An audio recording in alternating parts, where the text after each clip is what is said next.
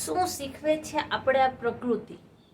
Hello guys, હું છું અભિલાષા અને આજે હું એક નવો ટોપિક લઈને આવી છું કે આ પ્રકૃતિ આપણે શું શીખવે છે.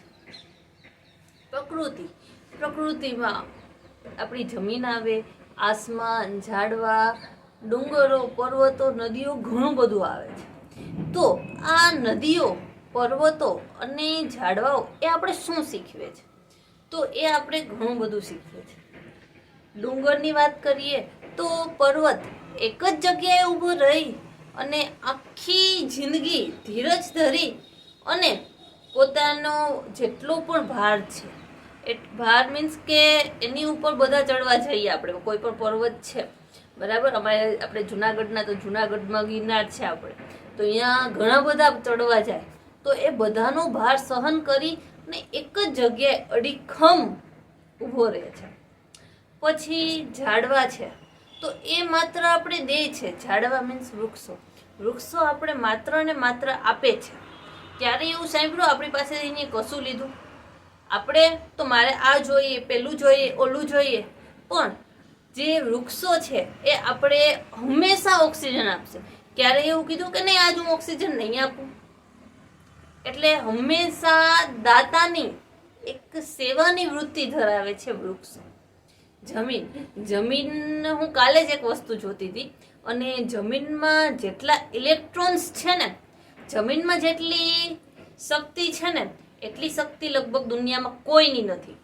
કારણ કે જમીન તમે ખાલી 5 દિવસ, માત્ર 5 દિવસ જમીન હારે કનેક્ટેડ થઈને કાંઈ નહીં કરવાનું, ખાલી એક આછી એવી ચાદર લઈ અને જમીન પર સૂવું, એટલે તમને સામેથી જમીન છે એ તમને ઇલેક્ટ્રોન આપશે.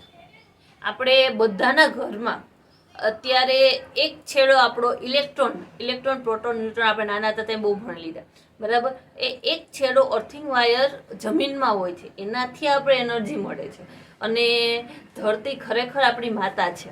તો તમે જો સૂઈ ન શકો તો માત્ર એક વખત આખા દિવસમાં 5 મિનિટનો સમય લઈ અને ઘાસ ઉપર અથવા તો જમીન ઉપર પોતાના વગર ચપ્પલે ચાલો, તો એનાથી ઇલેક્ટ્રોન્સ બધા તમારા શરીરમાં જશે અને તમારા બોડી બહુ સારી થશે. અને આમેય આપણે કહેવાય ને કે આપણી ધરતી આપણી માતા છે અને માતા પાસેથી હંમેશા લેવાનું છે, બરાબર. એ હંમેશા આપણે એટલું આપે છે, બરાબર. પછી નદીઓ ક્યારે એવું કીધું કે ના આજે હું નહીં વરસું? હા, કેટલી બધી એવી નદીઓ હોય જે 12 માસ નથી હોતી, બરાબર છે. એ નદીઓ પણ જ્યારે એનો સિઝન આવે છે, સિઝનલ નદીઓ કહેવાય છે ને, એની સિઝન આવે ત્યારે તો એ વરસે જ છે અને ત્યારે એ વહે જ છે. અને આમ નહીં તો તેમ એને ઘણી વખત ઘણા પારો કરી દેતા હોય, ઘણા એનો રસ્તો રોકતા હોય, પણ તેમ છતાં એ ક્યાંકથી ને ક્યાંકથી પોતાનો રસ્તો બહાર કાઢી જ લે છે. તો આ એક વસ્તુ એની શીખવા જેવી છે કે ગમે એટલી મુશ્કેલી હોય, નદીઓ પાસેથી એ શીખવા જેવું છે કે ગમે એટલી મુશ્કેલી હોય, ગમે ત્યાં હોય તમે, પણ નાની એવી કેડી તો તમે કાઢી જ લેવાય કે કાંઈક ને કાંઈક રસ્તો તો હોય જ. પછી બીજું ઘણું બધું છે. આકાશ છે. હવે આપણે આકાશમાં પહેલા જેવા મને તારાઓ નથી દેખાતા. પહેલા બહુ બધા તારાઓ દેખાતા હતા અને આપણે ચાંદા મામાને જોવા માટે ચાંદા મામા રાઈટ, પણ હવે આપણે કોઈ પણ જોવા નથી જતા.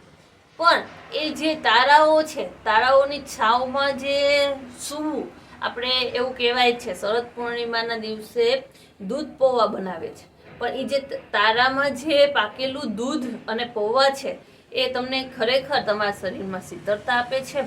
અને તમે પણ 5-6 દિવસ ગામડે ગયા હોય અથવા તો ક્યાંય પણ હોય, 12 તારાની છાવમાં રહેવાની મજા જ અલગ. પછી કેટલી બધી એવી ઔષધિઓ છે, આયુર્વેદિક ઔષધિ. આપણે તો અત્યારે કોઈ પણ બીમાર પડે તો સીધી પેરાસિટામોલ લઈ અને આવી જઈએ, આપણે ખાઈ લઈએ, હાલો ભાઈ પેરાસિટામોલ ખાઈ લ્યો, થોડોક એવો તાવ આવ્યો એટલે મટી જાય, રાઈટ. પણ ખરેખર તમે માત્ર એક વખત ગૂગલમાં જઈને ડિસએડવાન્ટેજ ઓફ પેરાસિટામોલ સર્ચ કરજો. તમને ગૂગલ કહેશે તમે કોઈ પણ ગોળી ખાવ છો, બસ એનું નામ તમારે ગૂગલમાં નાખવાનું અને એનું ડિસએડવાન્ટેજ લખજો, એટલે તમને ખબર પડશે કે આના કેટલા ગેરફાયદાઓ પણ છે. તમને તાવ આવે છે તો એના માટે ઘણી બધી વસ્તુઓ છે. એ સપોઝ કે તુલસીના પાન છે. હમણાં થોડાક 2 દિવસ કે 3 દિવસ પહેલાં જ કે એક બકેટમાં તમે પાણી લઈ અને એમાં તમને ફૂલ તાવ આવતો હોય તો 30 કે 35 ડિગ્રી સુધી પાણી ગરમ કરીને એમાં તમે બોરો ને તો 100% તમારો તાવ ઓછો પડી જશે. તમારે રોજે રોજ આ ઘણી બધી ઓલી છે બરાબર, અને તમે રોજે રોજ આવું 1-2 ઔષધિઓ કરો ને તો આ કેટલા બધા ડિસએડવાન્ટેજથી આપણે બચી શકીએ.